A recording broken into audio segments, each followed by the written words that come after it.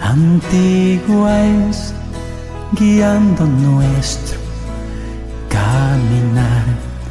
Escúchala, estúdiala, la Biblia santa y pura es.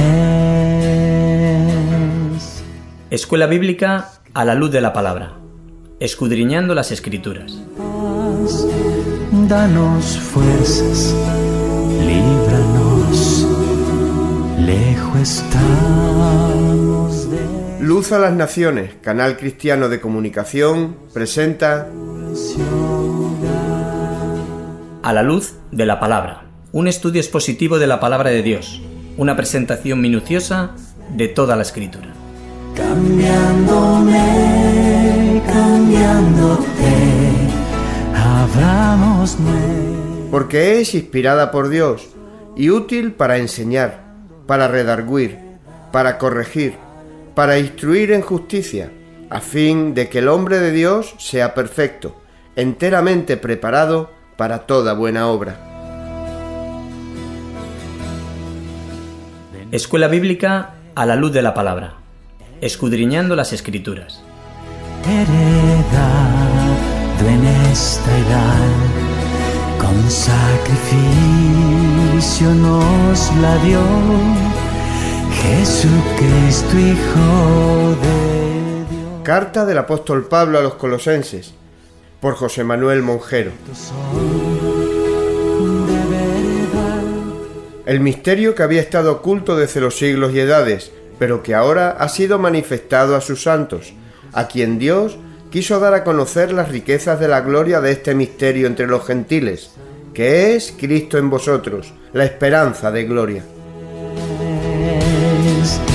Santa Biblia, luz de edad, cambiándome, cambiándote, abramos nuestro corazón, dejando la verdad impartir. Y bueno, estamos metidos de lleno en esta carta a los Colosenses que nos habla de Cristo, que una y otra vez Pablo dirige nuestra mirada y nuestra atención a Cristo. El otro día lo explicábamos que tenemos los dos primeros capítulos donde Pablo nos presenta a Cristo. Ya sabemos la situación que vivían los colosenses, siendo influenciados y muy atacados por diferentes sectas, religiones, legalistas, judíos, gnósticos, griegos y diferentes grupos que estaban intentando influenciar y destruir el fundamento de la fe de los colosenses. Y a partir ya del capítulo 3 nos habla de una vida práctica, de cómo Pablo les enseña a los colosenses qué deben de hacer, cómo deben de vivir, cómo deben de comportarse sabiendo quién es Cristo y lo que es Cristo para ellos. Y hoy, en este capítulo 3, terminamos una pequeña sección, que es desde el versículo 1 al versículo 17. Empezando hoy por el versículo 15. Hasta aquí, hasta este versículo, bueno, más bien hasta el 14, esta primera parte del capítulo 13, esta primera sección, estos 13 versículos primeros, nos está hablando de las cosas que nosotros tenemos que despojarnos de nuestra vida. ¿De qué es aquellas cosas que nosotros tenemos que deshacernos de ellas, despojarnos de ellas? Y por eso utiliza ese tipo de lenguaje Pablo con los colosenses. Haced morir, dejad también, ¿no? Está hablando de despojarse, de dejar cosas, para entrar en una nueva pequeña sección donde Pablo les dice, bueno, ahora que habéis dejado, que habéis muerto, ahora vestíos. Pablo les habla de lo que se tienen que vestir, de cuál es, de en qué consiste esa nueva naturaleza. Ya les ha hablado de Cristo y les ha explicado quién es Cristo y que Cristo es suficiente, que no tienen que buscar en otro sitio. Y entonces es Cristo el que les viste, el que les proporciona esa nueva naturaleza.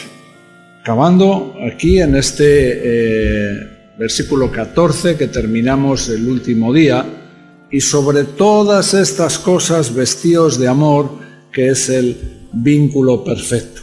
Y hoy empezamos versículo 15, y la paz de Dios gobierne en vuestros corazones, a la que asimismo fuisteis llamados en un solo cuerpo, y sed agradecidos. Bueno, estamos en ese proceso donde Pablo nos está hablando de vestirnos. Pablo nos está hablando de adquirir, de tener una nueva naturaleza. ¿De cuál debe de ser la naturaleza del cristiano? ¿De en qué consiste? ¿Cómo? Cuando la gente nos ve, nos tiene que identificar con estas cosas. Primero, con un amor. Los primeros cristianos, la Iglesia, fueron llamados cristianos precisamente porque la gente veía cómo se relacionaban entre ellos.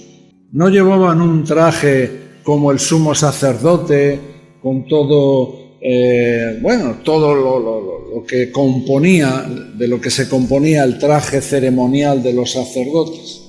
No llevaban un traje como hoy muchas religiones llevan los trajes, los curas católicos o los popes ortodoxos o los Hare Krishna o budistas, que llevan un tipo de vestimenta externa por los cuales tú les identificas y dices, mira, incluso los testigos de Jehová tú les ves y casi tienen un estilo, ¿no? Una manera de vestir propia de ellos, ¿no?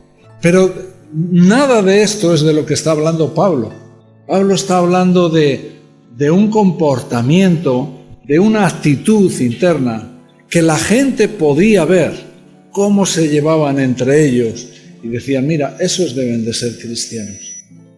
Esos deben de ser cristianos por cómo se llevan entre ellos, por este amor, por este vínculo perfecto que se ve, que se manifiesta en sus vidas, deben de ser cristianos. Y otra cosa que se podía ver es esta paz. Pero no, fíjate, no habla de paz y ya está, ¿no? y tendrán paz. Habla de una paz que gobierna, una paz que gobierna en vuestros corazones. ¿Qué significa esto? ¿Qué es lo que Pablo está diciendo cuando está diciendo una paz que gobierna? ¿Cómo puede ser una paz que gobierna? Bueno, este tipo de esta palabra, gobierno, es una palabra que ya Pablo ha usado, la usa abundantemente y la ha usado aquí en esta carta a los colosenses. Pero específicamente, ¿qué es? ¿Qué significa gobierno?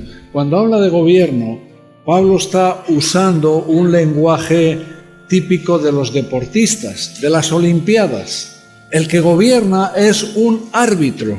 Es como un árbitro que tiene que decidir si te llevas el premio o no te lo llevas, si has ganado o no has ganado.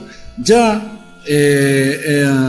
en otros versículos que ya veremos aquí, vemos, por ejemplo, en el capítulo 2, versículo 18, dice, nadie os prive de vuestro premio. ¿Por qué? Porque Pablo está usando este tipo de lenguaje una y otra vez con los colosenses. Nadie os quite, os prive de vuestro premio. Está hablando de estos falsos profetas, de estas falsas o religiones que lo que quieren es quitarte el premio. Actúan como árbitros, como gobiernos, que el propósito es quitarte lo que Cristo quiere darte, ese premio, ese premio que Cristo quiere darte. Y entonces ahora vuelve a usar esta palabra, diciendo que hay una paz que se asegura, que gobierna, que se asegura de que tú te vas a llevar ese premio. Hay una paz que te garantiza que tú vas a recibir esas promesas de Dios. ¿Cómo sabes que tú te llevas, que las promesas que Dios te ha dado son una realidad? ¿Cómo lo sabes? ¿Cómo sabemos? ¿Cómo tenemos una certeza, una seguridad de saber que Dios, si ha dicho que te va a perdonar? Yo no sé las circunstancias que tú tienes aquí esta mañana, pero aquí hay gente que necesita ser perdonado. Necesita ser perdonado. Hay gente que necesita ser restaurado. Hay gente que necesita que la bondad de Dios, porque Dios es bueno, eso le lleve a un arrepentimiento. No se están dando cuenta de su situación y Dios les tiene que guiar al arrepentimiento. Aquí, sin irnos más lejos, hay mucha necesidad de creer y recibir las promesas de Dios. Pero ¿cómo sabemos que podemos recibir ese premio? ¿Cómo sabemos que tenemos la esperanza de vida? ¿Cómo sabemos que la Navidad es una realidad para nosotros? Cristo ha nacido, y ha nacido para morir y resucitar por nosotros, para darnos vida, y para darnos vida en abundancia. Abundancia. ¿Cómo lo sabemos? Porque Dios nos proporciona una paz que no es, la paz, cuando la Biblia nos habla de paz, no nos habla de ausencia de conflictos. No nos habla de que ahora estamos en paz porque ahora no tenemos líos. No, es algo profundo, es algo espiritual. Es una paz que gobierna, es una paz que arbitra, es una paz que nos garantiza que esas promesas son tuyas. Son tuyas. Esta paz que gobierna es una garantía de que estamos en la voluntad de Dios, de que estamos haciendo lo correcto. Cuando hacemos lo correcto, cuando estamos haciendo lo correcto, hay una paz de Dios que gobierna nuestros corazones. Eso es algo que puedes tener seguro. Y al contrario, cuando uno no hace lo correcto, no experimenta esta paz. Hay un desasosiego, una intranquilidad. ¿Y por qué es importante todo esto que está diciendo Pablo aquí? Bueno, la misma palabra lo dice. Y la paz de Dios gobierna en vuestros corazones, y sigue diciendo, a la que asimismo fuisteis llamados en un solo cuerpo. A la que asimismo fuisteis llamados en un solo cuerpo. O sea que esto que Pablo está hablando, este amor, que es un vínculo perfecto, y esta paz que gobierna en nuestros corazones, una vez más, Pablo está pensando no en ti solamente como un individuo, no solamente en una experiencia personal e individual. Pablo está pensando en la iglesia. Pablo está pensando que este amor que viene de parte de Dios, que es como esa vestidura ya perfecta, y esta paz de Dios que gobierna, que arbitra, son instrumentos, son herramientas, son cosas necesarias, imprescindibles. ¿Por qué? Porque estamos en la iglesia. Porque Pablo en su pensamiento, constantemente está pensando en la iglesia. Pablo no está pensando en el individuo como un individuo que tiene que ser transformado, en el individuo que tiene que vencer esta lucha contra la carne. Pablo está pensando en eso porque ese individuo forma parte de la iglesia. porque ese individuo se tiene que relacionar con otras personas. Hay un llamamiento, somos llamados a un cuerpo, a una iglesia. Y me gusta porque Pablo insiste una y otra vez en este argumento a lo largo de esta carta de los Colosenses. Y es un argumento que necesitamos oír, especialmente nosotros, porque este concepto no le tenemos muy claro, muy definido en nuestra mente. A veces pensamos en la obra que Dios tiene que hacer conmigo, pero nos olvidamos de que nosotros somos parte de un cuerpo y que la obra que Dios quiere hacer en nosotros es pensando en eso.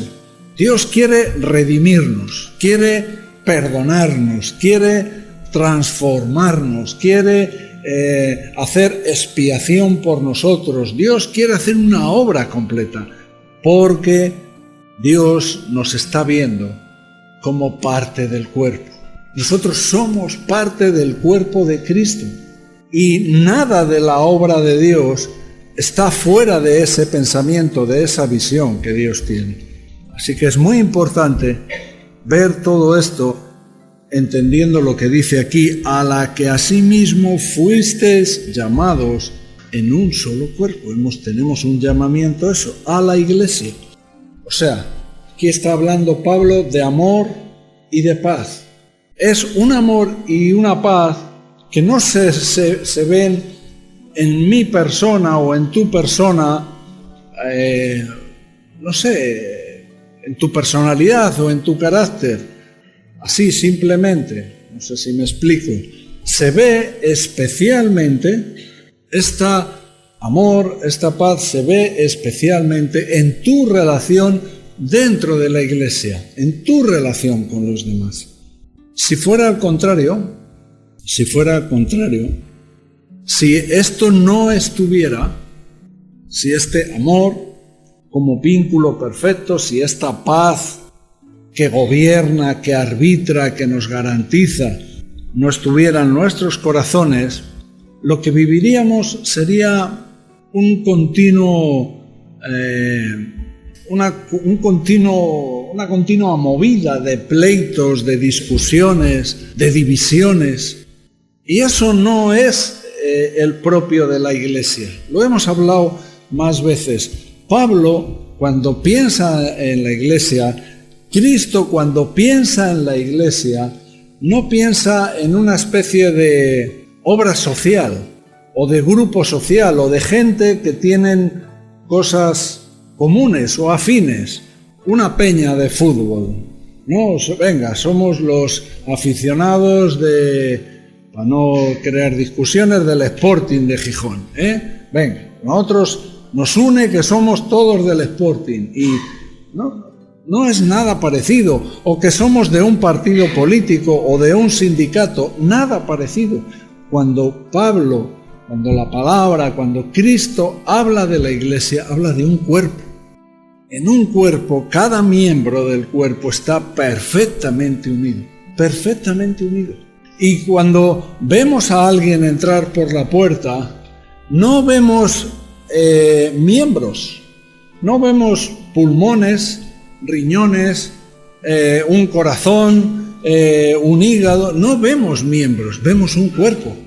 Y nosotros siempre vemos el cuerpo e identificamos el cuerpo. Pero luego nosotros vivimos así. Queremos que se vean los miembros. No, lo que debemos de querer que se vea, que la gente vea, es el cuerpo de Cristo. Un cuerpo que está perfectamente unido, un cuerpo donde si no fuera por este amor como vínculo perfecto o esta paz que gobierna, no podría estar unido.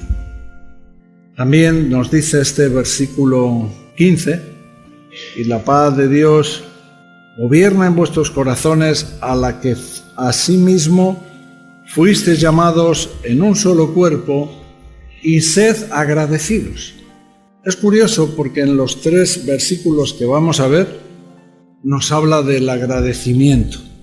Y bueno, el amor verdadero, el amor como vínculo perfecto, la paz verdadera, cuando Cristo nos deja su, vamos a decir, su legado, su herencia, ¿qué nos deja? ¿Qué es lo que Cristo dice? Mi os dejo. Es su paz. No como el mundo la da. Mi paz os dejo, mi paz os doy.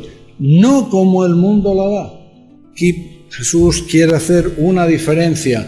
No tiene nada que ver esa paz que gobierna nuestros corazones, que arbitra nuestros corazones, que garantiza, que es la garantía de que estamos vestidos correctamente, nada que ver con la paz del mundo.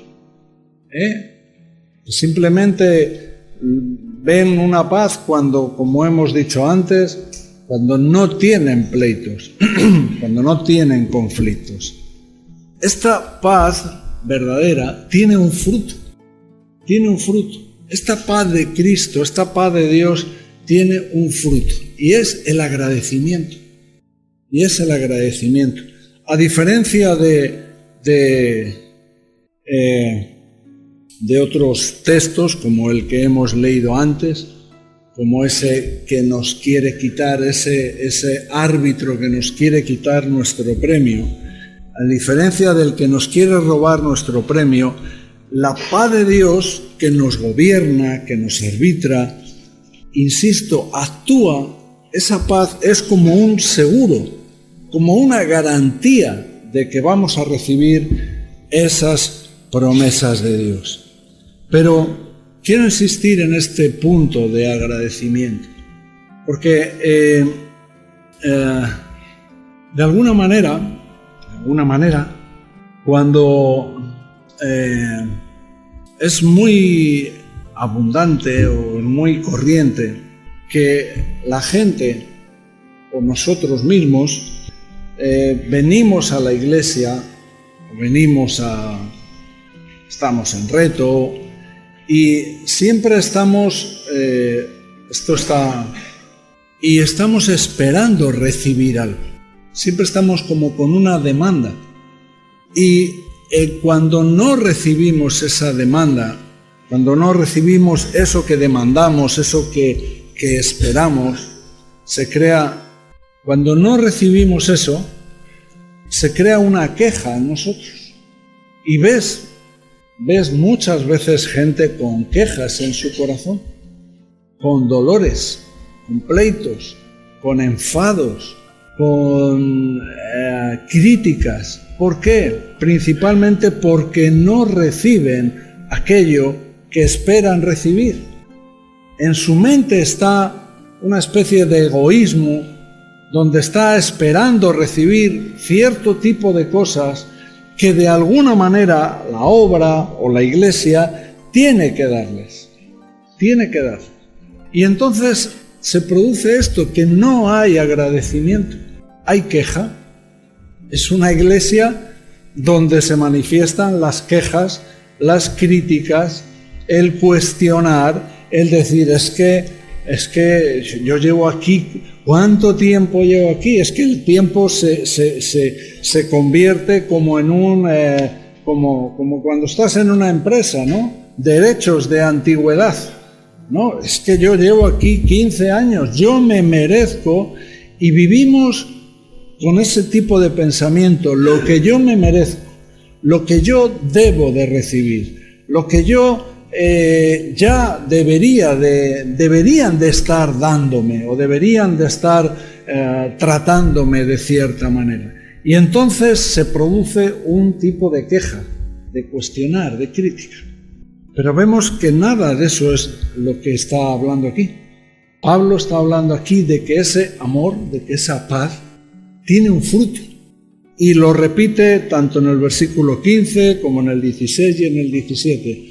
Un fruto que se manifiesta en agradecimiento. Una vida que está gobernada por la paz de Cristo es una vida agradecida. Un hombre que busca el amor, ese vínculo perfecto, que busca esa paz que garantice, que arbitre su vida, que gobierne su vida, será siempre una persona agradecida. No importa las circunstancias, no importa si no recibes eso que a lo mejor deberías recibir, no importa si a lo mejor la Iglesia no está tratándote como tú crees que deberían de tratarte. No importa si no eres considerado de la manera en la que tú crees que deberías de ser considerado, porque tu enfoque, tu visión está en lo que tú das a los demás, en lo que tú ofreces, en cómo tú haces con los demás. Lo vamos a ver ahora. Cuanto más somos de Cristo, cuanto más cerca estamos de Cristo, más anhelo, más deseo tenemos de ser gobernados por su paz. Y esa paz actúa como un imán, nos atrae al cuerpo. Esa paz nos crea en nosotros un anhelo por la Iglesia, un deseo por la Iglesia, un deseo por acudir a ese llamamiento. Pero como estábamos diciendo antes, cuánta frustración hay en realidad, cuánta frustración por no recibir lo que quieres. Versículo 16. Y la palabra de Cristo more en abundancia en vosotros, enseñándoos y exhortándoos unos a otros en toda sabiduría, cantando con gracia en vuestros corazones al Señor, con salmos e himnos y cánticos espirituales. Que la palabra de Cristo more abundantemente. Cuando aquí dice que la palabra de Cristo more, está hablando, morar es habitar. Que la palabra de Cristo tenga su habitación en nosotros. Que la palabra de Cristo habite, resida. Que no sea solamente algo a lo que acudimos puntualmente. Que la palabra no sea una herramienta que tenemos ahí en el cuadro o en la biblioteca y de vez en cuando tomamos de la palabra de Dios para algún asunto o para algo que queremos saber. No. Aquí Pablo de lo que está diciendo es que esta palabra tenga una habitación, que tenga residencia en nuestros corazones, que sea su hábitat natural. ¿Y en qué medida? Que la palabra de Cristo more en abundancia, en abundancia. Esto es lo que Pablo nos está diciendo. Es necesario, forma parte del hombre en el cual la paz de Cristo, la paz de Dios está gobernando su vida, sus corazones. Lo normal es que sea una persona que sea rico, que estudie la palabra de Dios, que la palabra de Dios tenga habitación en su vida. ¿Y para qué? ¿Para qué? Pues mira, aquí dice tres cosas este versículo. ¿Qué es el resultado? ¿Qué es el fruto de cuando la palabra de Dios no es algo a lo que acudimos puntualmente? No es algo que escuchamos los domingos en la reunión. No es algo que escuchamos en algún estudio que oímos, sino cuando forma parte de tu vida, toma arraigo, tiene su residencia en tu vida. Las consecuencias, dice, enseñándoos y exhortándoos unos a otros en toda sabiduría. Eso, dicho de otra manera, se llama edificación mutua.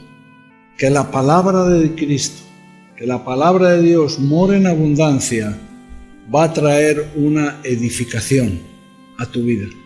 Y tú vas a edificar a los demás. Hay una edificación mutua.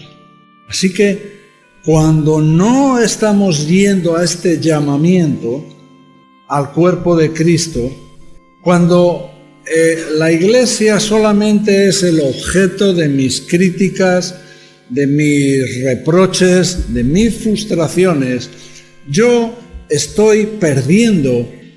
estoy perdiendo de ser edificado y estoy privando a los demás de que yo les pueda edificar.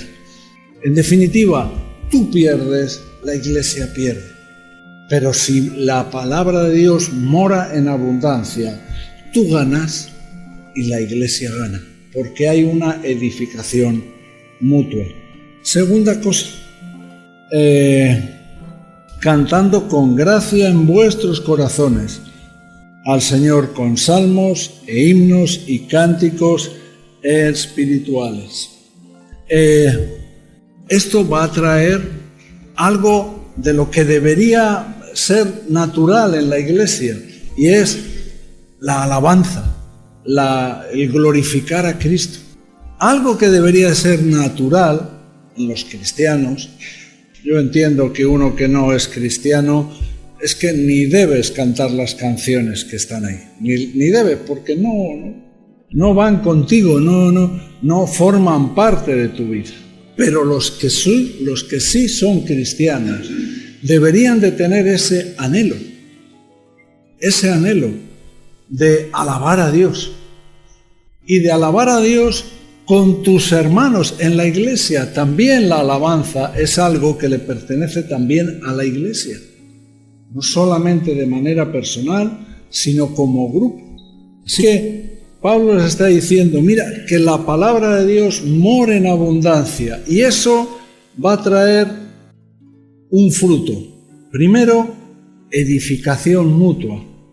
La iglesia crece, tú creces, tus hermanos crecen, la iglesia crece. Segundo, un corazón de alabar a Dios, un anhelo. Tú deseas estar en la iglesia para, junto con tus hermanos, alabar a Dios. Hay un deseo de congregarse, no para ver cómo está fulanito, menganito. No, esto no es una reunión social para vernos, para comer juntos. También comemos juntos y nos vemos, pero el propósito principal de estar reunidos aquí debe de ser el glorificar a Dios, el alabar a Dios, y hacerlo, una vez más, con un corazón agradecido. Y lo vuelvo a insistir en tener un corazón agradecido. Cuando no están estas cosas, si no hay una edificación en la iglesia, si la iglesia no está creciendo, si tú no estás siendo edificado o tu hermano no está siendo edificado, si no hay una alabanza, si Cristo no es alabado y glorificado, es porque la palabra de Cristo, la palabra de Dios, no está morando, no está teniendo esa habitación en abundancia. Algo está fallando. Y hay que buscarlo en la raíz. Eso está fallando. Pero además, la Biblia nos enseña que la edificación mutua, la alabanza, el alabar a Dios y la gratitud, la acción de gracias son los, vamos a decir, los símbolos de la plenitud del Espíritu. Repito, la Biblia nos enseña que la edificación mutua en la iglesia, el corazón de alabar a Dios, el anhelo de alabar a Dios y tener un corazón agradecido, un deseo de agradecer, de dar gracias a Dios, al contrario, no un corazón de queja, un corazón de frustración, un corazón de cuestionar. Cuando esas cosas están, esos son los símbolos, el escudo, los síntomas de una iglesia que está en plenitud del Espíritu. Son los síntomas de la plenitud del Espíritu. ¿Y por qué digo esto? Porque a veces parece que hay que escoger una de dos cosas.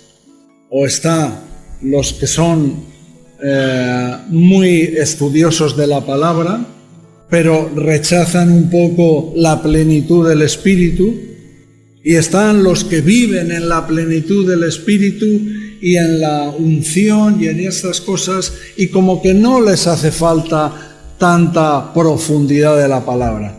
Pues aquí Pablo está diciendo, las dos cosas van juntas.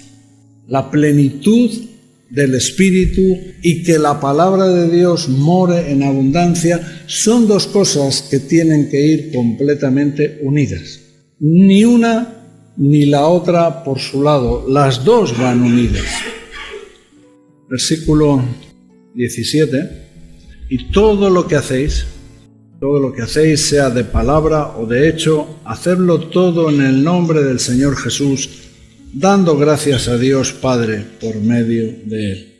Todo lo que hagamos, que sea para el Señor, es lo que está diciendo Pablo aquí. Que todo lo que hagamos, lo hagamos en el nombre del Señor. ¿Y esto qué significa? Todo lo que hacéis, sea de palabra o de hecho, hacerlo todo en el nombre del Señor Jesús. Está diciendo que todo lo que hagamos tiene que estar relacionado con Él. Que todo lo que hagamos tiene que estar completamente de acuerdo a lo que Él ha revelado o Él se ha manifestado. Cristo se ha manifestado. De alguna manera, Navidad es una revelación de Cristo, es Dios hecho hombre. Y Cristo, y ahí podemos ver la vida de Cristo y quién es Cristo. Es una manifestación de Dios, ¿no? Ahí vemos a Dios, vemos a Cristo claramente. ¿Quién es? ¿Qué es a lo que ha venido? ¿Para qué ha venido? ¿En qué somos nosotros beneficiados? Pues hacerlo todo en el nombre del Señor quiere decir hacerlo todo conforme a la revelación de Cristo, a cómo Cristo se ha revelado, a lo que Cristo nos ha revelado en su palabra, a cuál es la voluntad de Cristo. Cuando Cristo manifiesta su voluntad y yo me uno a esa voluntad, me vinculo a esa voluntad, me someto a esa voluntad, yo estoy haciendo las cosas en el nombre del Señor, sujeto a su voluntad. Esta debe de ser nuestra regla mayor, vivir identificados con Él. ¿Os acordáis que hemos dedicado varias reuniones hablando de tener que identificarnos con la muerte de Cristo, tener que identificarnos con su resurrección? Pablo lo que viene a decir aquí en este versículo, en definitiva, está hablando, hay que identificarse con Cristo y con toda su obra por completo. Ya Pablo nos ha explicado quién es Él. Primer capítulo, segundo capítulo, nos ha dicho quién es Cristo. Ahora nos dice cómo glorificarle, cómo vivir para Él, cómo alabarle. Y lo hace, esto no es vivir bajo una dictadura.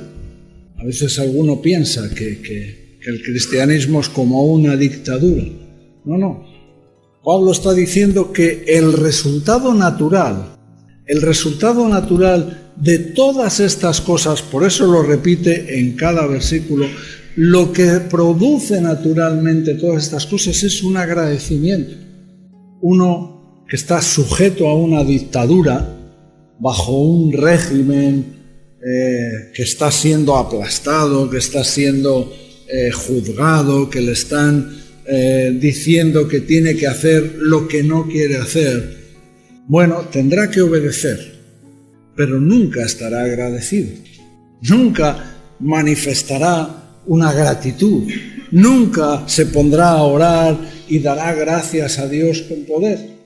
Pero aquí sí, Pablo dice, no, es que, vivir para el Señor, hacerlo todo para el Señor, va a producir en ti, mira, no solamente el ser edificado dentro de la iglesia, sino va a producir en ti un deseo de alabarle, porque va a salir de tu corazón, sino también va a producir en ti un deseo de estar agradecido, de tener una gratitud. Y si estás agradecido, esas otras cosas que hemos estado hablando, esas quejas, esos reproches, esas frustraciones, no van a estar, no son propias de un corazón agradecido. Un corazón agradecido está contento por lo que ha recibido. está mirando, está viendo su nueva ropa, su nuevo traje. En definitiva, está viendo a Cristo en él, la vida de Cristo en él. Y es eso que nos hace vivir completamente agradecidos. Y estos 17 versículos es esta pequeña sección. A partir del domingo que viene, que se preparen las casadas, versículo 18, que se preparen los casados, versículo 19, que se preparen los hijos, versículo 20, los padres, el 21, los que no son padres. A partir de la semana que viene tenemos consejos prácticos para todos. Bueno, yo sigo pensando que esta es una carta de Colosenses apasionante, que no solamente nos habla de cosas ahí celestiales, no, nos habla de Cristo, de quién es Cristo, de la revelación de Cristo, y nos habla de Cristo en nosotros, de quién es Cristo en nosotros y cómo se debe de manifestar Cristo en nosotros. Y hoy hemos visto un aspecto muy importante otra vez de la iglesia, una iglesia donde tiene que haber esa edificación y una iglesia que alaba a Dios, una iglesia que desea estar agradecida. Amén.